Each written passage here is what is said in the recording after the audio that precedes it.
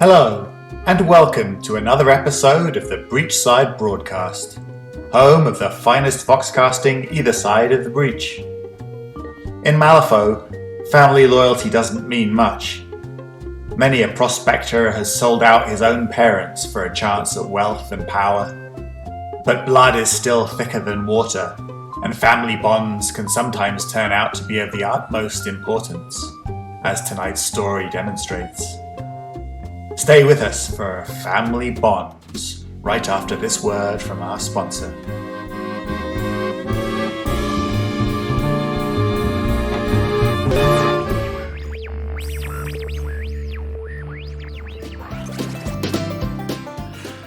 This episode of the Breachside Broadcast is brought to you by Betsy's Beard Wax. Each bottle of Betsy's Beard Wax is made from rendered wax from Betsy's own beehives, mixed with our special combination of pork fat, gelatin, algae, and industrial byproducts. It's perfect for beards of all sizes, from enormous to tiny. No true gentleman leaves the house without slathering a dollop of Betsy's Beard Wax into his chin hair. It's also a surefire cure for bunions.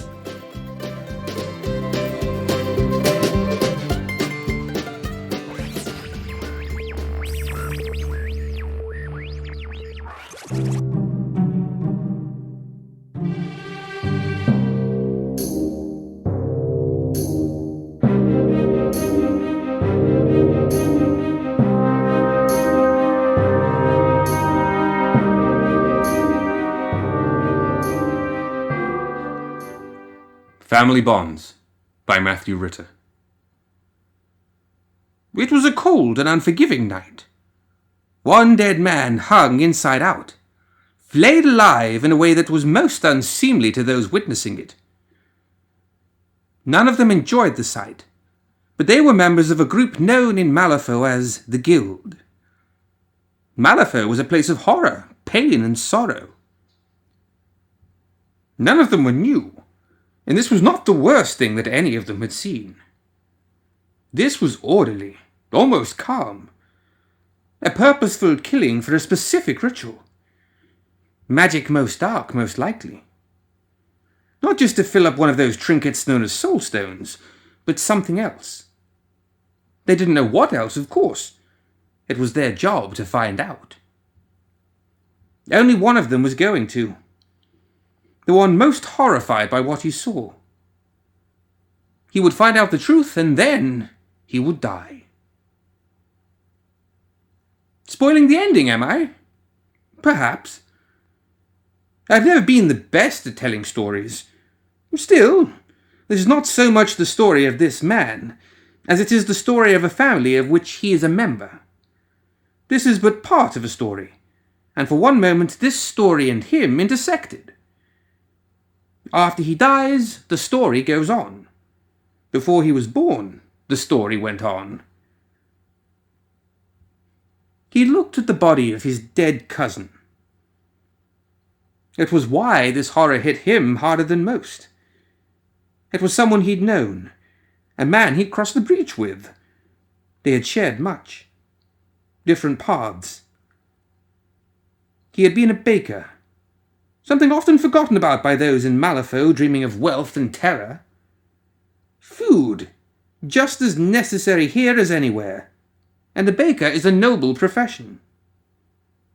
More noble than most in many ways.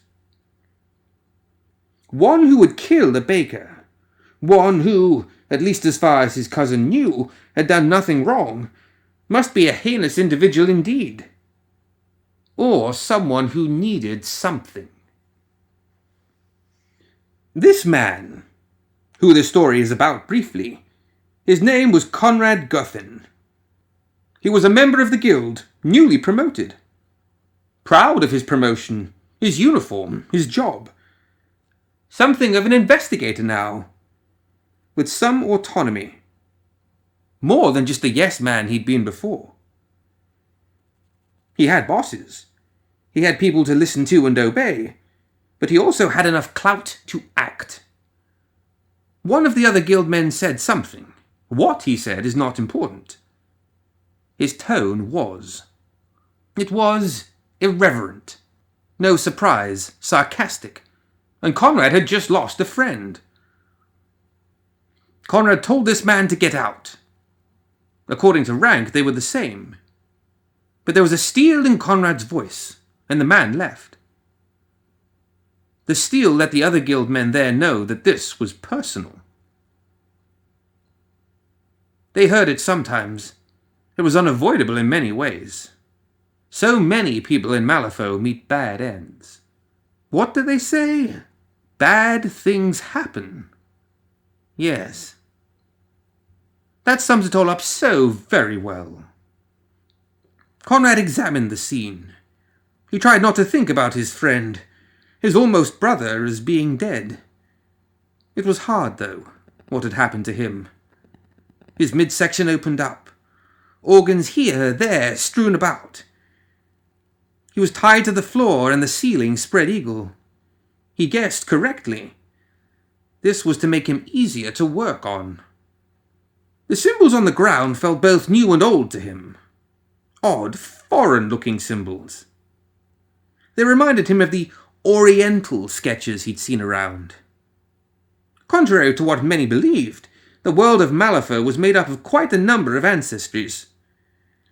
Everyone wanted to come through the breach and test their luck and their talents. Conrad asked those still in the room if they'd ever seen anything like this. A series of non-committal shrugs and half mumbles. Malifaux was not a place where curiosity was often rewarded. The guild was dangerous, and sticking your neck out often got it cut off. If Conrad had followed this advice. But, is that true? No. Things would have gone the same. He looked, and he looked. He made sketches of some of the symbols. He did more diligent work that day than any other he had for the guild. He could not bring himself to help when they cleaned up the body. He did, however, have a hunch. The guild kept records. Not the best, but they kept them, and he checked. A man here, a man there. Not many, but if there were some recorded, there were probably scores more that had slipped through the cracks. He knew a Ripper case when he saw it. Always men, always bound, always with strange symbols drawn around them. His cousin was just the most recent. Considering this was Malifaux, he doubted the arcane drawings were just for show. If it had been going on this long, someone else knew about it. No one could do something like this in secret. He'd need to find those that knew of the magics. He went to the witch hunters. True, most of what the witch hunters knew was of how to kill those that used magic. Or at least try. But it gave him something to go on. He heard someone mention the Thunders. That was all he got. Almost offhand by one witch hunter wasting time on a lazy day. Conrad perked up. He asked who the Thunders were. It was the wrong question, of course. But asking the right questions is a skill that takes centuries to master. He didn't get an answer. The amount of people in Malifaux who know the answer to that number are so few. So few. He got the standard responses. Ancient Oriental mysticism. Conspiracy theories. Talk of assassins dressed in the shadows themselves. He would have dismissed it, but this was Malifaux. This was not the craziest thing he had heard this day. More importantly, Conrad found out about an area. Not quite in the right part of the city, which had a high amount of those who might know about the markings he'd seen. With a name on his lips and a place to look, he was off. He thought, like many did, about the Fallen. He dreamed about him,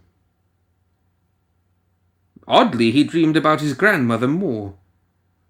The phrase, "This is not for children," echoed through his head. He always heard her voice saying that when he saw something terrible. He'd heard it that night, when he'd seen his cousin trussed up. Yet that was not what she had been referring to. She'd meant the old scrolls that she had. She was actually his great-grandmother, but had found the title too cumbersome. She claimed they were scrolls from her great-great-grandmother, scrolls brought with them to the new land. Why he dreamed of that, he didn't know. He had never encountered much of the kingdoms until that day. Even if it was just the taste, the smell of the exotic food, the strange hats and styles of dress, the makeshift housing. It all struck him as very different. He looked down upon it as backwards. Of course, he was right about some things and wrong about others. That is always the way. But there is no path forward, only paths. He showed the symbols he'd sketched to many locals. Most pretended they did not speak the same language as him. A few even made him believe it. He also asked about the thunders, and that caused even more to forget what language they spoke. He saw it in their eyes, the flicker of doubt and worry. It was nearing the end of the third day of his time scouring for information, and he was beginning to think that someone who did not know the language would never be able to find anything in the little hovel town he was looking through. That was when she found him. She was very good at what she did, and so he never realized she was hunting him. Never realized that she was waiting on multiple corners and in multiple spots to be noticed. The annoyed frown the young woman had each time he passed her by. It was the 6th time that he finally saw her, chatting to an older gentleman, their conversation ending as he approached. She turned, almost bumping right into him. Patience was never her strong suit. She asked to be excused as she nearly bumped him. Her voice was accented, but only slightly. That drew his attention. He was polite, at least as polite as a member of the guild ever was while asking questions. Finally, someone he could talk to easily. She was polite back, but she made sure he knew it was an imposition. At least she wanted him to think that was the case. He sadly had little chance of seeing through her. When someone anywhere in the city asks too many questions, somebody notices. He was cordial. He only talked down to her a little, asking her about the symbols he had sketched, about what they meant. She told him many things, that they were very old, powerful magics, twisted magics, the kind that you should not look into, the kind of thing that searching for will only bring ruin. She was warning him, but she knew that a warning said just right was not a warning at all, but a call. She let her eyes close in an almost sensual way, mysterious and exotic, at least to him. She told him a name, Yan Lo, said like an incantation. She told him of this spellcaster older than the stars from across the sea and through the breach, who died long ago and came back only to die again, who purged the world of demons and then crafted new ones because he was bored, who walks the path of bone, ash, and spirit, who walks the paths and yet moves nowhere, a man who is a ghost and yet with us always, who can live in our dreams and feast on our flesh. These things she told him, and more. Conrad asked if he was related to the Thunders. She laughed and told him that legends were just legends. The conversation turned to his family member, and she told him that there is power in family. Some might even say the most power. He told her about how his grandmother used to say that. He mused that maybe some local gang member was using the legend of Yan Lo to his advantage, taking the name to strike fear. It was not unheard of. He talked about his baker cousin. He talked for some time. He eventually realized he was talking to nothing but air, and she was gone. She had done what she'd planned to do, and now she was gone, like a ghost. That was the way of Chiaki. She could not simply let things go as they were going. Impatient. So much potential, but wasted on youth. As are all things. If only youth could be taken from the young and given to those that could use it. But I continue to get ahead of myself in a story that ends so darkly. He had a name now. A man. A being. Yan Lo. He asked. Not just in that part of town, but others. And he heard so many things. Some people had met Yan Lo. They said he was an old man on the way out. Others said he was indeed a ghost. Oh, the things they told him. Some said he was a zombie, ever rejuvenating, a master of fighting, a controller of the undead, a summoner of spirits. All of these. None of these. He slowly found, though, as he had suspected, that Yan Lo was more than just some legend. He was a legend, yes, from the old world, and Conrad was starting to think he was more than just someone using the name. He surmised that Yan Lo was a wizard from the old world that had found himself in Malifaux and been rejuvenated. It was a good guess. Malifaux gave many things new and strange powers. It could give people powers beyond their dreams or their nightmares. He looked into it. It helped that there was another killing. Like the first. Like the others. His reports had gained traction. A Ripper was on the loose. And something about that always scared people. They wanted to keep it under wraps. And so, instead of being given more autonomy and resources by the guild, he was stripped of them. They felt he might be too loud about what he was doing. So he loudly complained, and they quietly got rid of him. Not as sometimes happens in the back alleys of Malifaux, but simply by letting him go, stripping him of his rank, of his words, of his symbols, making him just a man.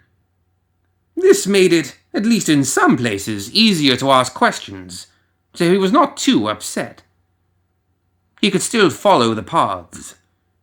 It led him to books. It was hard to find translated works, or anyone who would translate for him, so he found himself matching symbols to symbols. He found what some of the symbols drawn around the corpses had meant. Unity, family, duty, things of this nature. It puzzled him as he looked over the dusty scrolls. They were reminiscent of his grandmother, of what she would tell him. Stories of the distant parts of the family. Travelling across lands and oceans. Things they had seen and done. He realized the symbols had reminded him of this, because they had been the kind on those scrolls. He realized that some part of his family had possibly come from the eastern lands. It was a mockery to him that symbols like duty and family would be put about a corpse, that things would be stripped from him, things he had held dear by someone doing dark, twisted magics. But a name, Yan Lo, and some symbols. How did it help him? how would he know how to stop the next killing? Get revenge for his family? How could he act out his own duty and his own honor? Like most mysteries, the answer was staring at him, the truth of events threatening to swallow him whole. It was the circles. At the first killing, one of the symbols had been circled. At the other killing, another. A different one. Why? Parts of a spell? Steps? He also realized each man had been killed, or at least bound, at a very specific place. At the second killing, the circles drawn around the corpse had been continued in different rooms very carefully. If location was important, then a pattern might be visible. So he got a map. A big map of the city, and he started marking all the places he knew where the killings had happened. Marking and marking. The records were spotty, but he knew the two for sure, and a few other maybes. And, as this is his story, at least for now, sure enough, he saw there was a pattern. At least there seemed to be. Circles, getting smaller, each one in a different place like the circles drawn on the crime scenes. If that was true, then it would not be difficult to guess the next circle, to guess the next place. He knew the location of the next murder. He tried to tell his commander, or his former one from the guild. He tried, but they didn't want to hear it, not from a disgraced washout. Not that it would have mattered if they did. It would simply have gotten more men hurt. But he didn't know that. He decided to go and see about the location. It was a night much like when his cousin had died. A sign if ever there was one. The street was mostly empty. The building uninhabited like many in the city. So many places no one ever went. It was surprising there weren't rippers on every corner. Or maybe there were. Working in the shadows, without anyone ever noticing.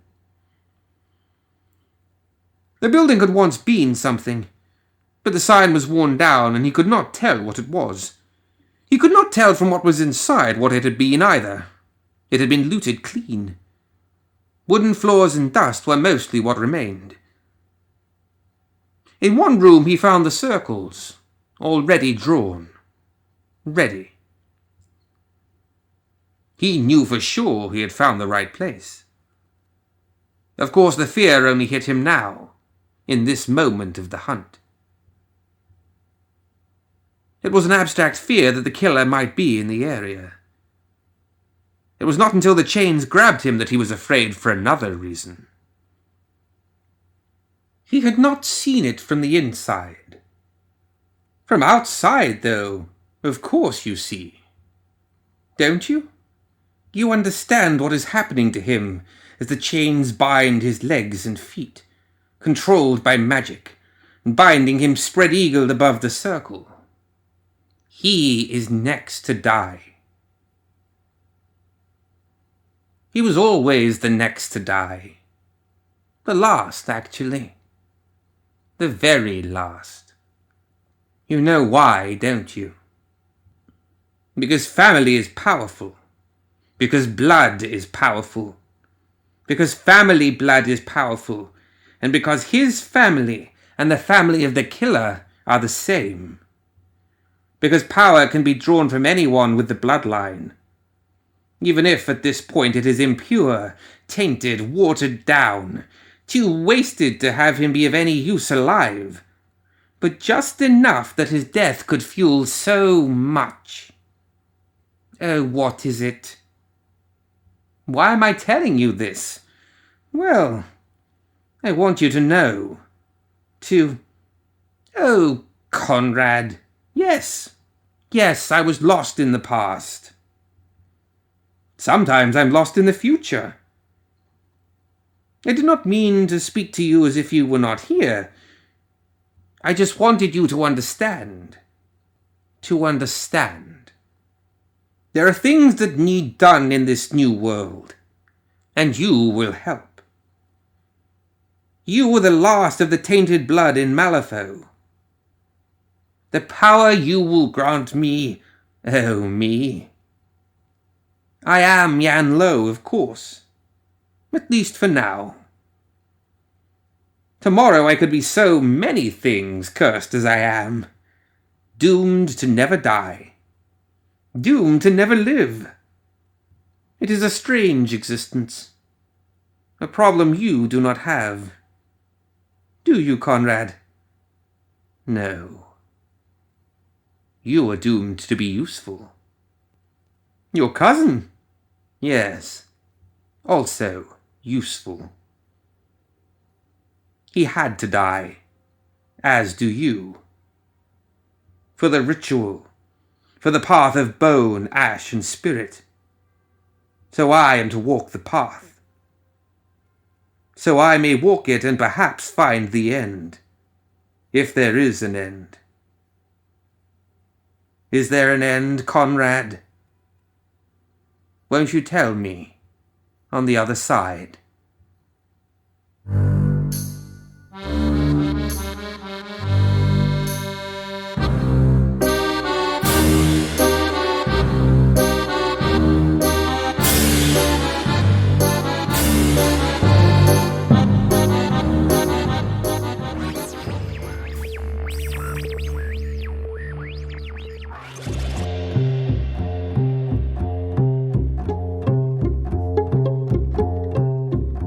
That's it for another episode of the Breachside Broadcast.